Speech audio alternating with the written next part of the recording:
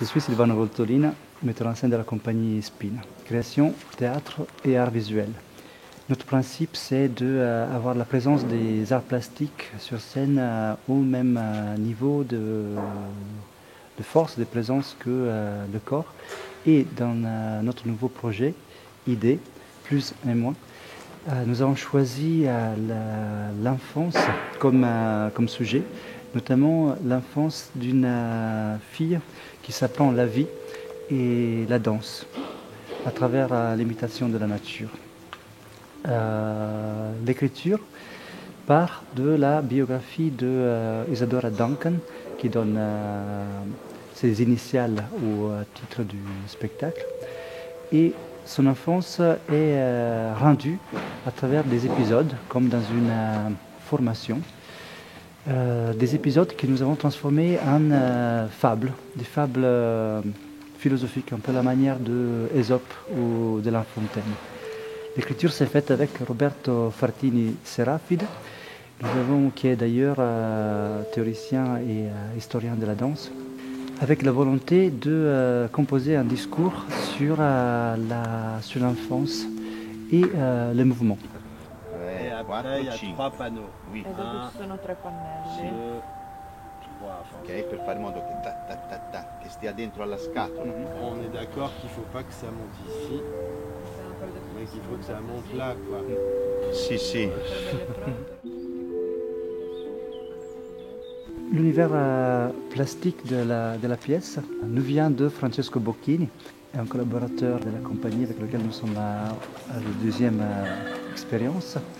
Nous avons voulu développer là-dedans un travail sur la matière métallique pour deux raisons. La première, c'est que la liberté du mouvement que Isadora Duncan prenait dans son art, on voulait justement la faire émerger par contraste avec l'entrave qu'une coque en métal peut porter au corps.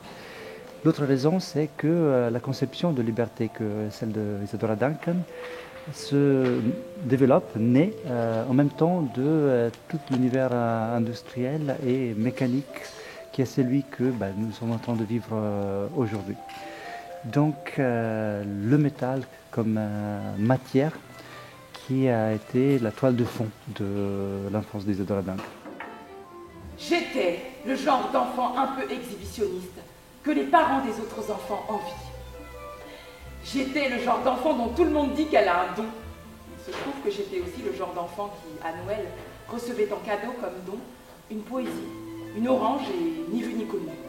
J'étais le genre d'enfant que n'importe quel parent considère comme un don du ciel. J'étais ce genre d'enfant. Émotionnant.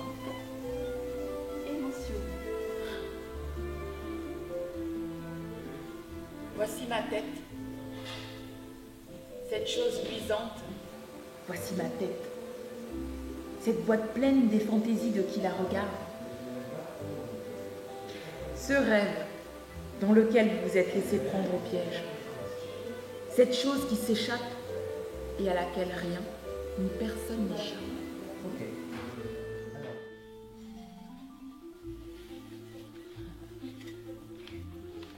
Pour faire ça et pour permettre aussi l'expression du corps, c'est avec Fabrice Ilia Leroy qu'on travaille, un créateur de costumes qui a une particulière sensibilité à l'utilisation de matériels qui ne sont pas des tissus et qui ne mettent pas forcément le corps en confort, mais qui sont capables de sortir du corps de la matière des mouvements.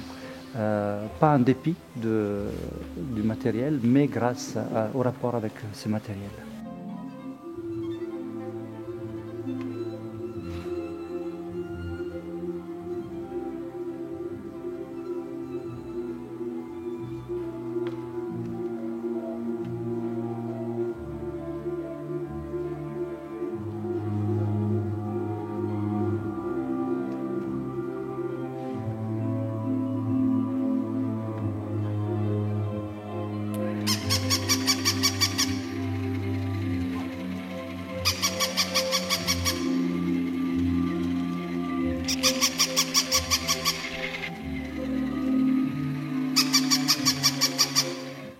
Avez-vous un prénom? Rex? Toby? Néron? Tu peux nous appeler Machine. Machine? Mais c'est ridicule comme nom.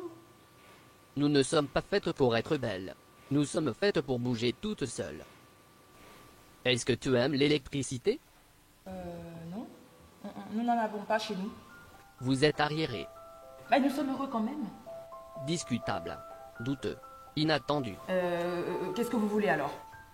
On nous a dit que tu étais une machine très irrégulière et nous sommes venus te prévenir. Sais-tu ce qu'est un accident? Bah non, c'est quoi? Tu le sauras très vite. Et quand je le saurai, je l'aurai appris. Non, tu n'apprendras jamais. En même temps, la vie ne t'apprendra rien d'autre que ça. Je ne veux plus vous entendre. Éteignez-vous. L'écriture s'est faite à partir de l'interprète. C'est-à-dire que le choix de l'interprète était primordial. J'adore les trucs des plumes derrière. Il s'agit d'un texte et d'une création qui est un peu cousue autour de Gnanyadji Kagara, qui porte ici l'expérience et le personnage de Isadora Duncan. Elle est donc en même temps notre narratrice et notre Isadora ici.